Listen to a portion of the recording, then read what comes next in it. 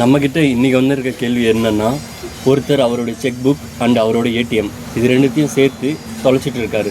So அதுக்கு எப்படி move பண்ணலாம், இது வந்து சேஃபாக இல்லை வேறு யார் கையிலனா தேர்ட் பர்சன் கிட்ட கிடைக்கும்போது அவங்க என்ன மாதிரி மூவ்ஸ் எடுப்பாங்க, அதுக்காக நம்ம அட்வொகேட்டுக்கிட்ட கேட்ட ஒரு கொஷின் தான். ஸோ அதுக்கு நம்ம என்ன மூவ் பண்ணோம், எப்படியெல்லாம் ஆக்ஷன்ஸ் எடுத்துன்னு சொல்லிட்டு அப்படி சொல்லுவார்.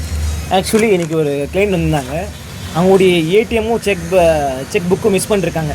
வண்டியில் வச்சுருந்தாங்க. ஆல்ரெடி அது ஆக்சுவலி மிஸ் ஆகிட்டு இருக்குது தெரியாமல். அதுக்கு நாங்கள் என்ன பண்ணோம், அவங்களுக்கு அட்வைஸ் கொடுத்தோம். ஃபஸ்ட்டு நீங்கள் பேங்க் விசிட் பண்ணி இந்த மாதிரி இன்ஃபார்ம் பண்ணுங்கள், என்னுடைய செக் புக்கும் ப்ளஸ் ஏடிஎம் வந்து மிஸ் ஆகிடுச்சின்னு சொல்லி இன்ஃபார்ம் பண்ணுங்கள். அதுக்கப்புறம் ஒரு போலீஸ் ஸ்டேஷன் போயிட்டு இந்த மாதிரி செக் புக்கும் என்னுடைய ஏடிஎம் மிஸ் ஆகிடுச்சு, ஃபர்தராக ஃபியூச்சரில் வந்து என்னுடைய செக் பவுன்ஸ் பண்ணலாம். ஆக்சுவலி சைன் போட்டு வச்சுருக்காங்க செக்கில். நீங்கள் யாராவது ஒருத்தர் தப்பான முறையில் அதை யூஸ் பண்ணலாம், அந்த மாதிரி ஆகிடும். அதான் அது செக்கில் வந்து மென்ஷன் பண்ணி சைன் போட்டு வச்சுருக்காங்க. அது ஃபர்தராக யாருன்னா ஃபியூச்சரில் வந்து செக் பவுன்ஸ் பண்ணலாம், இவங்க காசு தந்தாங்க தரலன்னு சொல்லி மேலே கேஸ் போடலாம் லீகலாம்.